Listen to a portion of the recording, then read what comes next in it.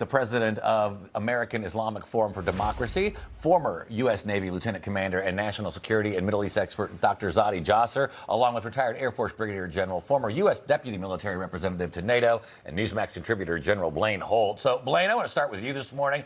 A lot of escalation here in the last 24 hours. U.S. forces destroying, I think, 16 Iranian mine-laying vessels near the Strait of Hormuz. The president threatens Iran with military consequences at a level never seen before if it mines the Strait. But then Tehran responds, vowing not to let a single liter of oil out of the Middle East until the attacks stop. I mean, is this just a lot of bluster from Iran? I don't think they've got many options remaining.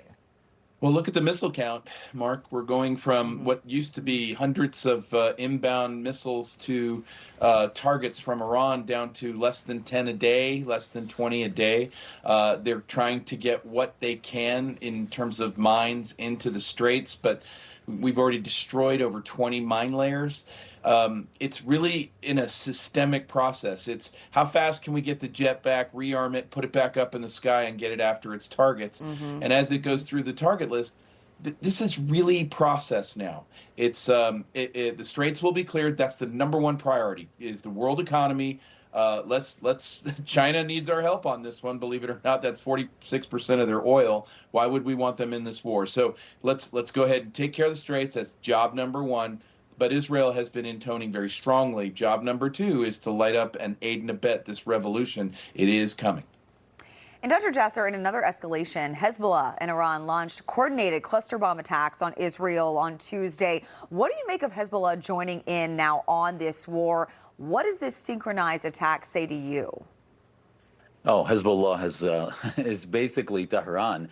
I mean, back when the theocracy came into power in '79, I'll remind you the first suicide bombing. They're the founding fathers of the founding Satans of radical Islam, with suicide bombing in Lebanon with our Marine barracks in 1983. And since then, there have been thousands of attacks. So Hezbollah knows that they have to join. Why? Because once Tehran is defeated, once the IRGC is gone, their hive mind is gone. The source of military munitions, of soldiers, of training goes away. And that's why the Lebanese government and military has finally said, you know what, Aoun and others have put them on notice. And I think we're going to be able to see a more peaceful Lebanon.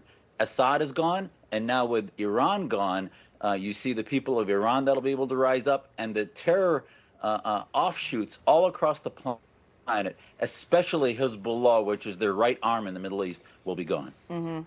So, Blaine, I want to shift over to the Pentagon now, confirming that in the past 12 days, approximately 140 U.S. soldiers have been wounded in the war, 8 severely. Over 100 have been returned to duty, so that's great news here. But as we both know, I mean, when Americans start taking casualties, that's when support starts to wane. Do you worry that America's got enough will to see this through?